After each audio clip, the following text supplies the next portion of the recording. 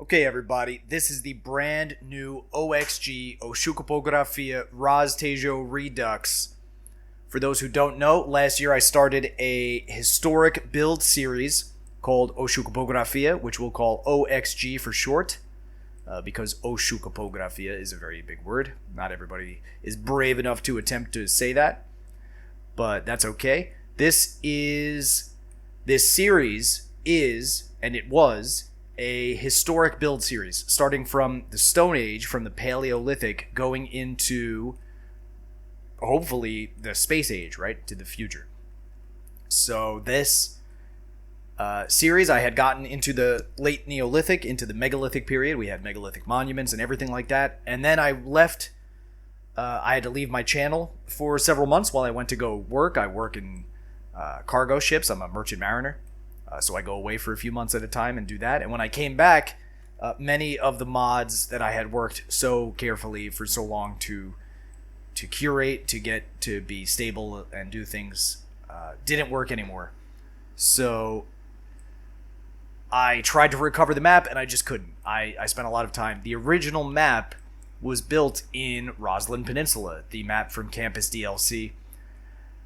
And I had modified that. I used a custom theme, and I changed, in the game, not even using map editor. In the game, I had changed Roslyn Peninsula map to be appropriate for what I was trying to do. Made it very, very rough, very wild. But now, I decided I'd take it one step further. And what I did was, I took a mirror image of Roslyn Peninsula, a mirror height map. So this is Roslyn Peninsula right through here, except it's going in the other direction. Normally the orientation would be going from up here down this way. But I took a mirror image of it, and by doing that, I fused it with a real properly oriented image of the Lisbon, Portugal region. At a much different scale, though, so we'll get into that in a second. But this is a fusion of two height maps at its most basic explanation. The Roslyn Peninsula, which is a fictional map from Campus DLC, the one I build my 100% Vanilla Baby series on, and that I did my Xucaboa series on, and a real-life Lisbon, Portugal region map. That is what we're looking at here. I will get out of the camera view here for a second to show you the start tile. Now, the real Lisbon in Portugal is mostly in where this start tile is. Just kind of spilling out of it on the edges a little bit. And so, as you know, the real life Lisbon, Portugal cannot be easily contained within a 2 kilometer by 2 kilometer square. That's the kind of scale we're dealing with here. The scale change, and that's important because I know that if it was a real scale or even close to a real scale, I would just be too tempted to build like what is really here in Lisbon. I live in Lisbon. I'm looking out the window. I see this, and I'm going to try to build what's really there if I know that I can get away with it. So by changing the scale this much, it's going to force me to build much differently than anything that's actually here. But like the real Lisbon, it is a very rough terrain, very rugged, very hilly. The real Lisbon is famous for this, or infamous, depending on how much you enjoy walking up and down hills with Portuguese pavement, a type of cobblestone. But this is it. This is Lisbon. And when I made this map, I wanted to do something really kind of special and different. I mean, I always try to do something special and different, but this is no exception. This map has been in the works for I want to say maybe 3 months, 3 or 4 months is when I decided to finally abandon the old map and just start afresh with a new one. Since we have gotten into the megalithic in the last map, really only megaliths would be the things that survive to the present day or into the future ages. So I didn't feel too bad, because if I added megaliths to this, then at least there's some continuity. And then otherwise, it's not like a hut is going to survive for 5,000 years into the current age from where it was. So I'm not too worried about that. That's kind of justified the historic continuity of switching maps entirely. There's enough map continuity, and then the timeline continuity will continue on as well. Now, I had been doing this in a private Discord that I share with my panel of map experts and gangsters. And those include Teddy Radko, Larry Skylines, NoMercy, and ShakeStylz. Teddy Radko is a talented map maker. Larry Skylines is a talented map maker. And so their input in map making was extremely useful. ShakeStylz, a thematic expert, he kind of came in towards the end of the project, but still very, very helpful. Very glad he was there. And NoMercy is our subject matter expert, who has been around OXG since its very beginning, is very vested in the project, and knows me very, very well in terms of what I'm trying to accomplish. So when I am struggling to find the right way to do something, I can ask my panel of gangsters, and they'll give me their advice. They were my consulting team, without whom this would not have been possible. That said, I did make the map myself.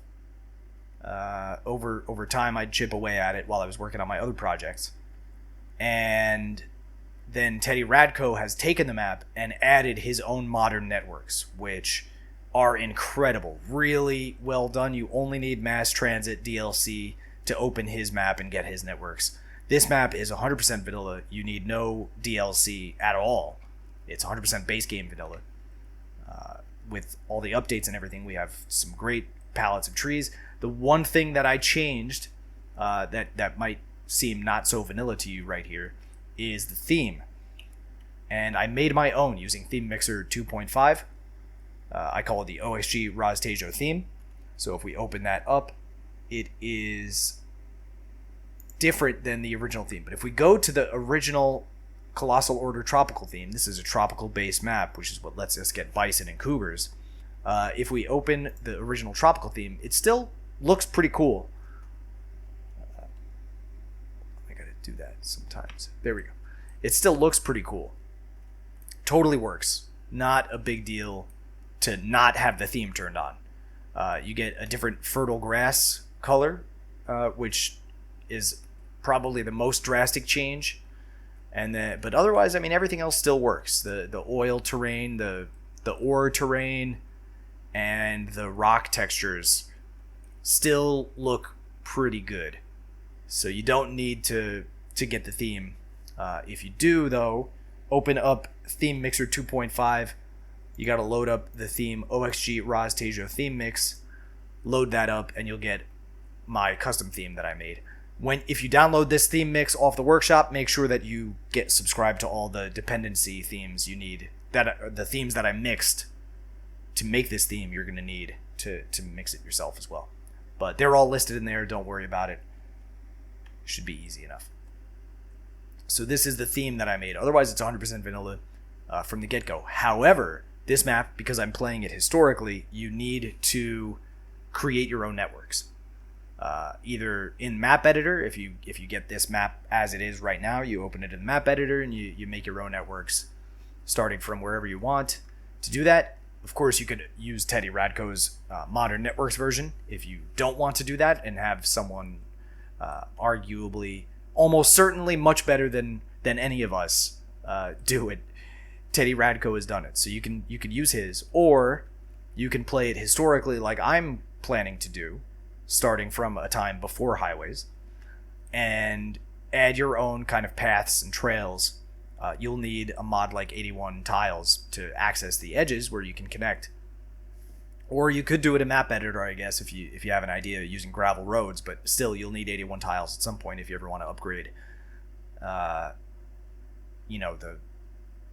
networks towards the edges of the map. That'll be necessary. So that's how you can use the map. It is available in the Steam Workshop right now. You can go get it. You can go get Teddy's map. You can go get the theme mix. All of those things are there. They're all connected to each other. Check it out. They're in my page. They're in Teddy's page. They're in Larry's page, and ShakeStylz page. ShakeStylz also, if you're gonna be using custom themes, let me go back real quick. ShakeStylz, his vanilla theme is better in every way, shape, and form than the default tropical theme. It's still vanilla. It's still using a lot of the same textures, but it just looks cooler than the one that comes with the game. So if you still want to have that vanilla look, but have it just sharper, clearer, the water a little bit better, the atmosphere a little bit better, use his instead. Absolutely. But we'll go back into mine just because.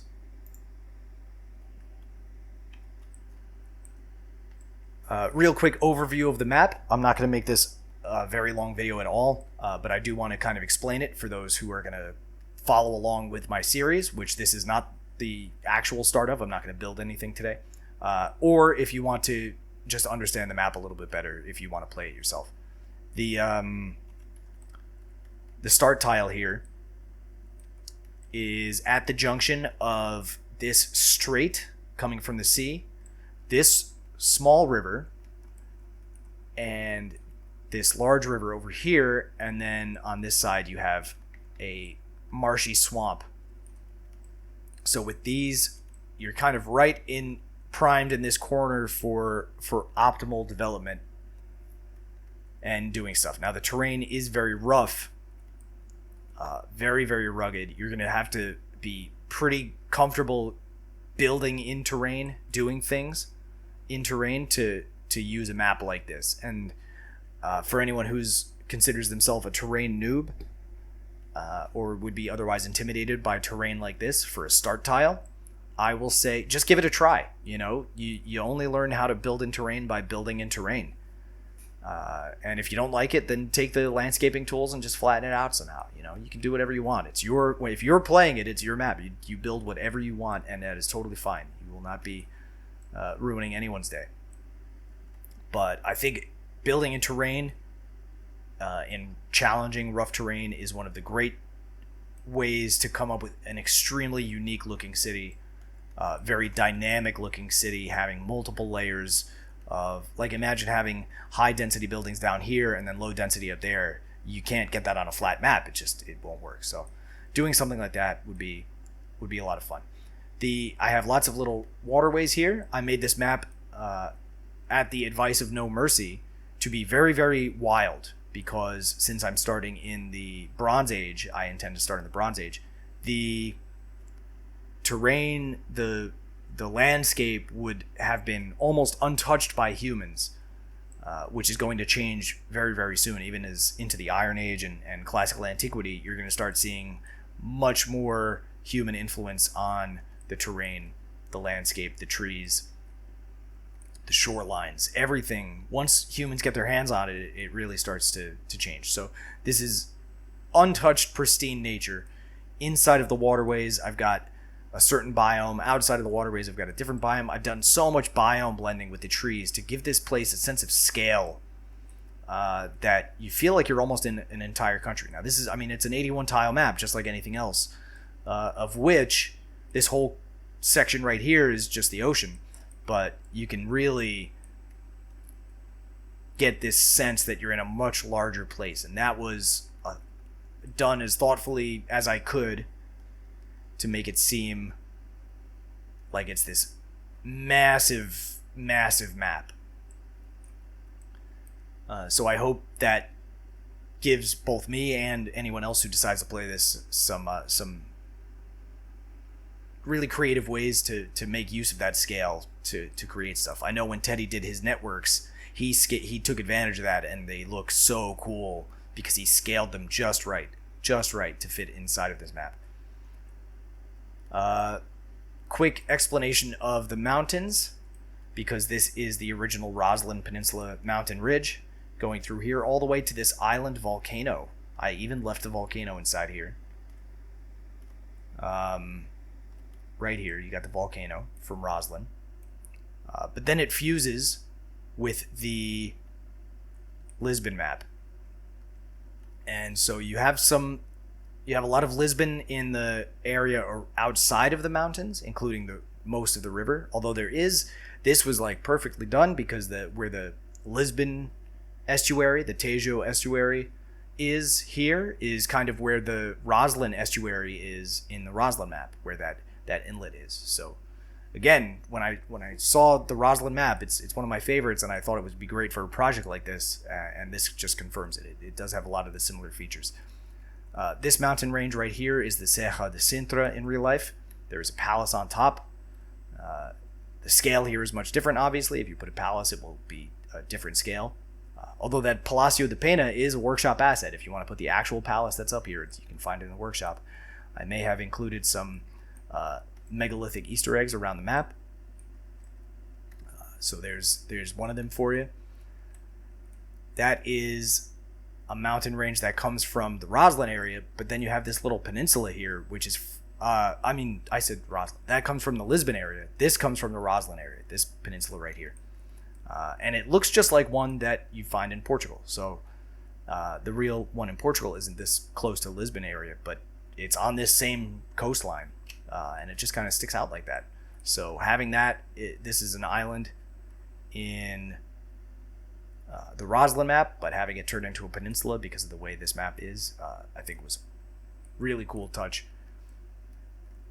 Just for some reference, over here, this mountain, I did kind of invert. I made it vertical, but I used the outline of what I call Isla Isaura is right over here. That's where the Isla Isaura is in my map, in the 100% Vanilla Baby, in Roslyn Peninsula. So that's just to give you, again, in Roslyn, it's over on this side, but because I did a mirror image, it's on this side. And when it fused with, I didn't want to lose it, so when it fused with the Serra de Sintra area, I wanted to kind of make it an extension of the Serra, since it wouldn't be an island anymore. Now over here, you have down by where Setúbal is in real life, and Sesimbra over here, you've got the Serra da Arrabida, is this large mountain range going right along the shoreline. Very, very dramatic. In real life, it's an extremely dramatic landscape that goes there.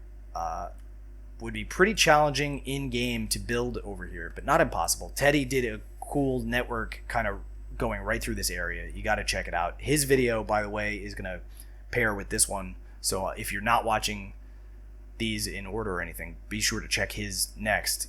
He'll talk about the networks that he did.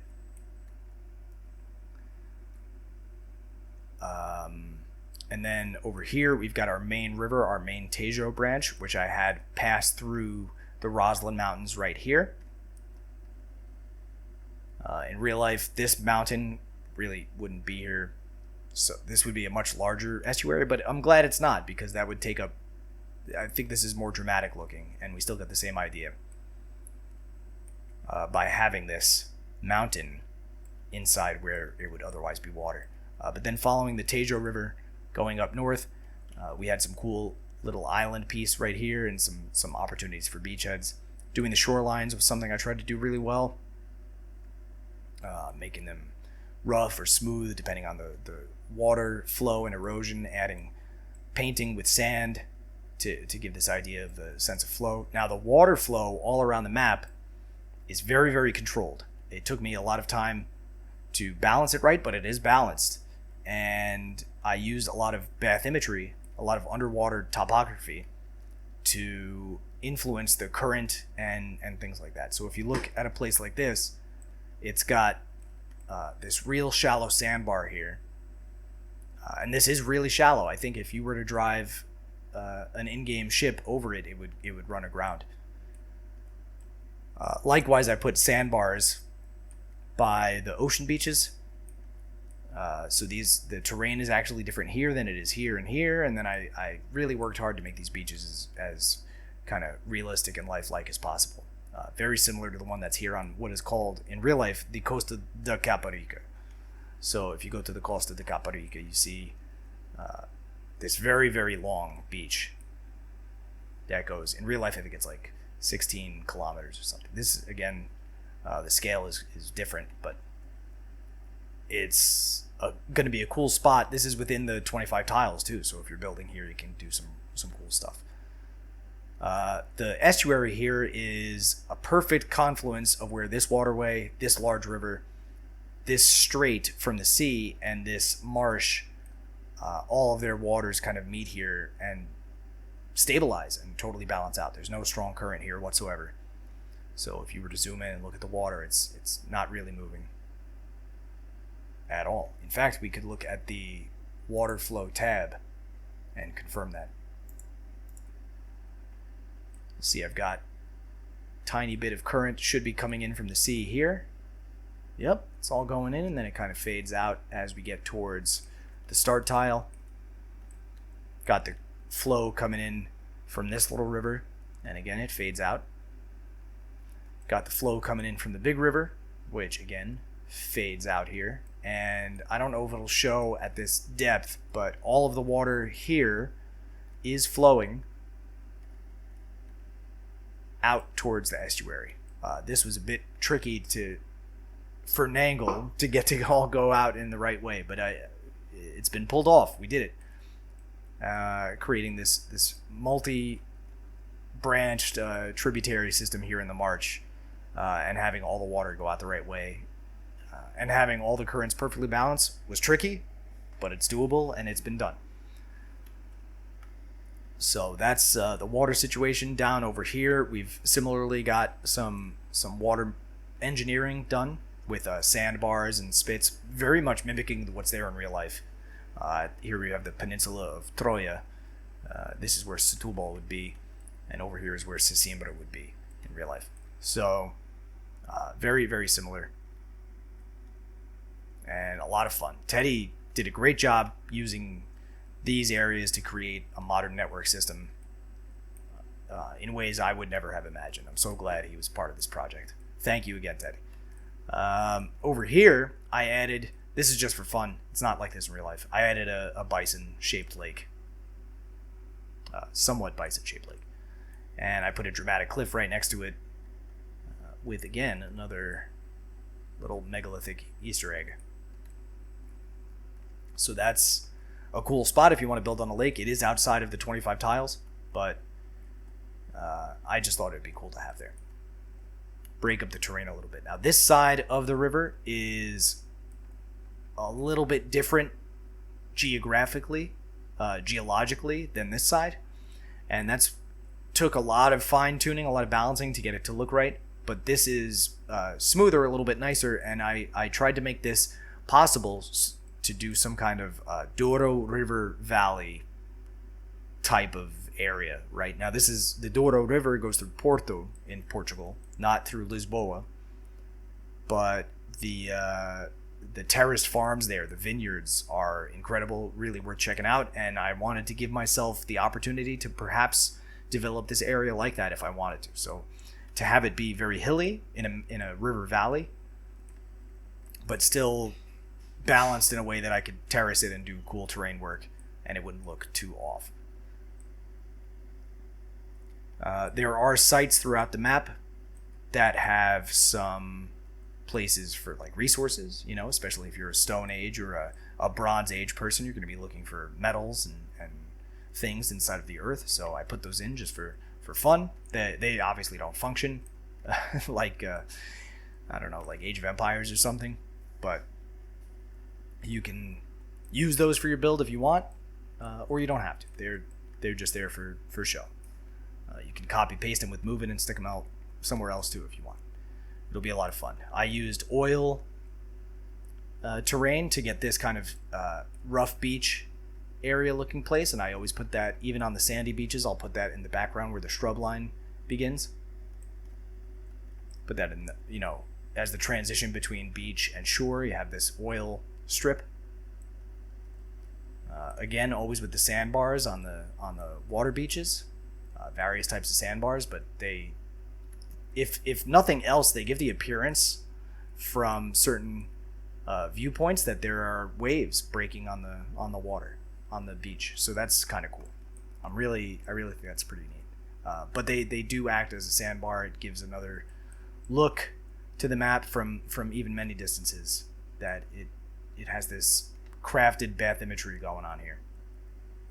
Over here I put a rock. There is a real lighthouse right over here, as on the approaches to Lisbon. So you can check that out. I made it with the cat ears, like I like to do with this type of rock, if I can. Looks like a little Xuca the cat sticking her ears out of the water, doing a frogman exercise or something. And yeah, I mean, I don't know how much else there is to say. You can see very rough terrain, lots of wild features, perfect for doing a Bronze Age start, or any other historic period start you'd like if you're doing it on your own version of the map. Or you can use Teddy Radko's version, which is this with modern networks. It's the same map with modern networks. Check that out. Again, all of this stuff is in the Steam Workshop. In any of our workshop pages, you'll find it. And Teddy's putting out another video too, so I'm gonna end this video right here. I hope to start the OXG series in full when I return from my next cargo ship. I was disappointed I couldn't really do it this year with the way mods were in flux, but I think we're now pretty stable, and then by the time I get back, it'll be confirmed that everything I want to use will work. So thank you for watching. Check out Teddy's video. Check out the Steam links. Everything's in the description. And enjoy OXG. Rostejo.